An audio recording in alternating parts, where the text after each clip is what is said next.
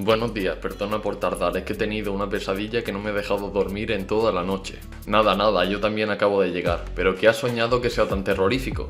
Que una sombra acechaba los cimientos de la tranquilidad occidental. Y si me ha asustado tanto es porque creo que no va a tardar en manifestarse y hacer que nuestra sociedad tiemble. Mira que te gusta ir de drama. ¿Cuál es la terrible sombra? ¿Los exámenes finales? No, que va, lo que me asusta es la gente. Oye, como no hables más claro, te juro que todo el mundo se va a salir del vídeo. Vale, la sombra que acecha es nada más y nada menos que la infantilización de la sociedad. Ah, que lo que te asusta son los niños.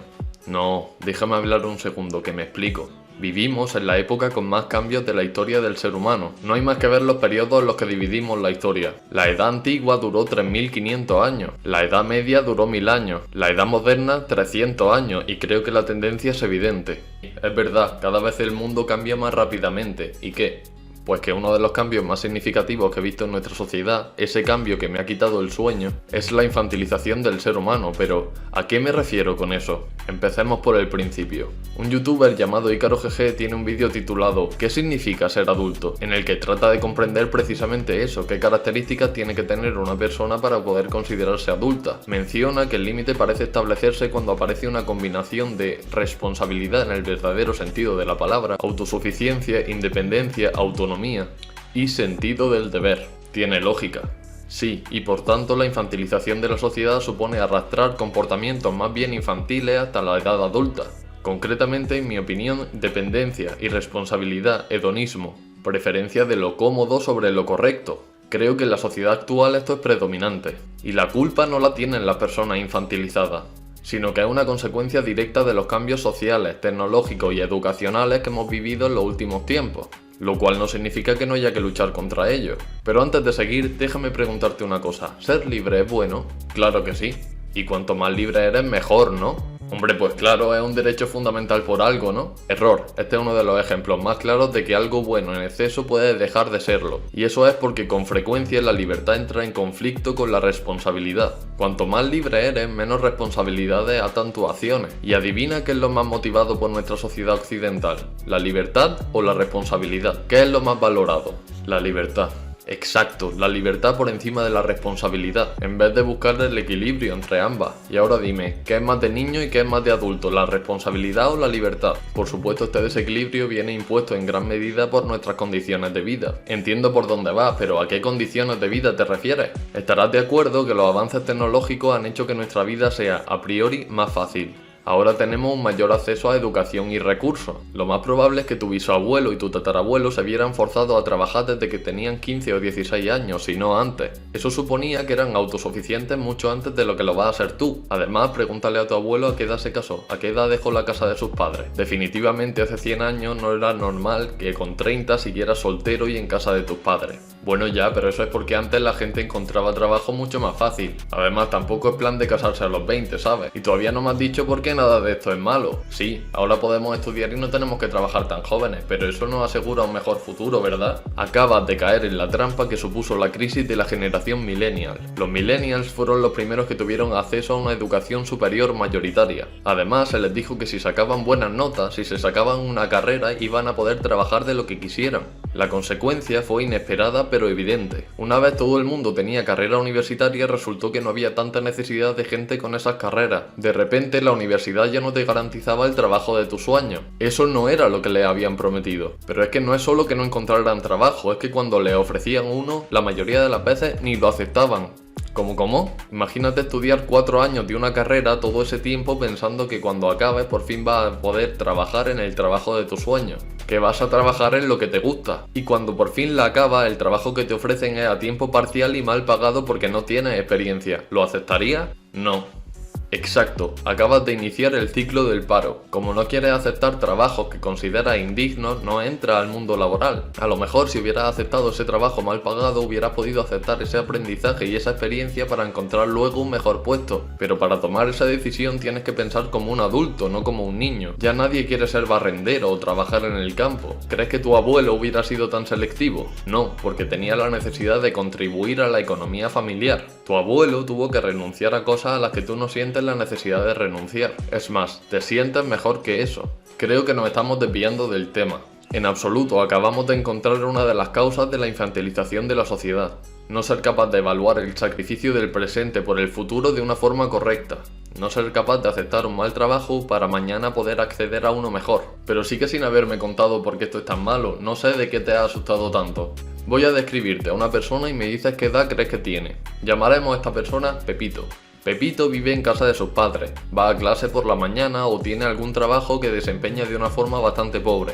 Pero no pasa nada porque cuando llega el fin de semana Pepito sale de fiesta con sus amigos, se emborracha e intenta ligar con alguna mujerzuela en la discoteca. El resto del tiempo lo pasa viendo TikToks o alguna plataforma de streaming. ¿Qué edad tiene Pepito? No sé, parece un adolescente, una persona de 20 años. Pero a que si te digo que Pepito tiene 30 años no te sorprendes tanto. Porque hay una cantidad abrumadora de gente con 30 años que encaja en esta descripción, más que nunca. Y tú me dirás si eso es mejor que ser estable, enfocado en tu trabajo y con una pareja. Como mínimo ser independiente, porque tú mismo lo has dicho muy bien, parece que es ser adolescente. La palabra adolescente viene de adolecer, es decir, tener algún tipo de carencia. La adolescencia es un periodo necesario, pero dime, ¿a cuántos adolescentes de 30 años conoces? ¿Cuánta gente no se comporta como si aún estuvieran en el instituto? La adolescencia es una etapa de transición, precisamente por eso no debes de mantenerla de forma indefinida si quieres ser una persona completa. Y dime, ¿dónde marcamos la línea? ¿A qué edad una persona debe dejar de enfocarse en la fiesta y enfocarse más en la vida real? ¿Cuándo hay que dejar de tener sexo casual y asentarte con una persona? Esa línea parece estar subiendo más y más y más. Y dime, ¿qué va a pasar cuando un adolescente de 30 años tenga un hijo? ¿Qué va a ser de esa persona? ¿Y quién va a enfrentarse a los problemas de la sociedad? Un adolescente como yo no puede hacerlo. Necesitamos gente adulta. Creo que está siendo injustamente duro con la gente joven. Sabes que independizarte hoy en día es muy difícil y encontrar trabajo también. Necesitas experiencia para todo. Es posible, y quiero dejar claro que esto no se trata de hablar de la generación de cristal ni nada de eso, pero también es cierto que una orientadora laboral a la que le tengo muchísima confianza me cuenta cómo ofrecen prácticas pagadas a gente joven y se niegan a aceptarlas porque tienen que andar una hora para llegar al puesto de trabajo, o porque no consideran que el sueldo sea digno, que los están explotando. Y por supuesto, si llevas 10 años trabajando en algún lugar y te están pagando una miseria, tienes que dejarlo. Pero si tienes 25, acabas de terminar la carrera y no tienes ningún tipo de experiencia, a lo mejor deberías de pensártelo. A lo mejor en vez de gastar 70 euros en una noche de fiesta, podrías guardarte ese dinero para emanciparte. Quizá podrías darle prioridad a vivir solo y ser tu propia persona antes de comprarte ese coche de 25.000 euros. Porque lo cierto es que sé de mucha gente que, cobrando un sueldo bastante normal, prefieren vivir en casa de sus padres hasta que se casen con más de 30 años, porque definitivamente la sociedad promueve mucho más las relaciones casuales que las relaciones serias y estables. Pero para hablar de ese tema mejor otro vídeo. Entonces, echar la culpa a nuestro entorno de nuestra incapacidad para abandonar la casa de nuestros padres supone varias cosas. 1. Que de verdad quiere irte. 2. Que está haciendo todo lo posible para irte. 3. Que ha hecho los sacrificios necesarios y durante el tiempo suficiente como para que el cambio sea posible. 4. Que eres lo bastante maduro para hacerlo.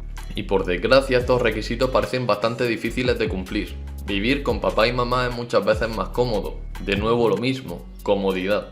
Y el desconocimiento sobre este tema nos está robando la posibilidad de cambiarlo. Y cada vez vamos a peor en este sentido.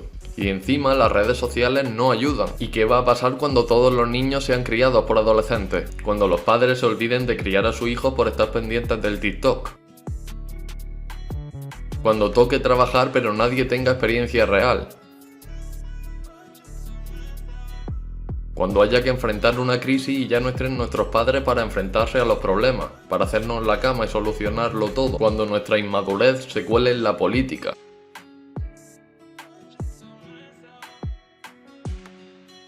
Cuando la gente de poder sufra los berrinches de un niño de 13 años. Cuando seamos incapaces de llegar a acuerdos. Cuando nuestras relaciones de pareja sean tóxicas como las de los adolescentes.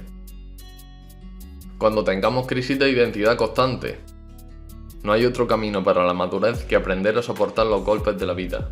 William Shakespeare. ¿Cómo vamos a soportar los golpes sin madurar para poder hacerlo? El problema de ser un niño cuando deberías ser un adulto es que no hay nadie que te cuide. Y esa es una sombra que me mantiene despierto.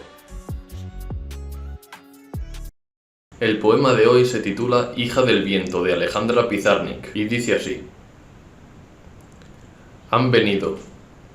Invaden la sangre, huelen a plumas, a carencias, a llanto.